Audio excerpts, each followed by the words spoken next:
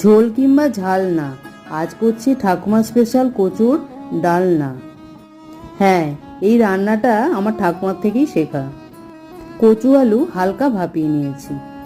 কড়াইতে সর্ষের তেল গরম করে কচুগুলো দিলাম। পরিমাণ মতো নুন হলুদ দিয়ে কচু খুব ভালো করে ভেজে নিলাম। ভাজা কচুগুলো তুলে কড়াই থেকে তেল একটু কমিয়ে রাখলাম। এবার তেলে 5 ফোড়ন আর চেরা শুকনো আর কাঁচা লঙ্কা দিয়ে দিলাম। ফোড়নের গন্ধ বেরোলে কুচিয়ে রাখা পেঁয়াজ দিয়ে হালকা করে ভেজে নিলাম। এবার আলু দিয়ে স্বাদ মতো নুন হলুদ মিষ্টি দিলাম। সঙ্গে ধনে জিরে গুঁড়ো আর আদা বাটা দিয়ে ভালো করে কষিয়ে নিলাম। কষানো হলে ওপর থেকে গরম জল দিয়ে ঢাকা দিয়ে দিলাম।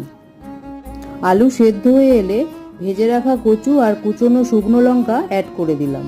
ঝোল বেশ ঘন হয়ে এলে নামিয়ে পরিবেশন করুন ঠাকুমা স্পেশাল কচুর ডালনা।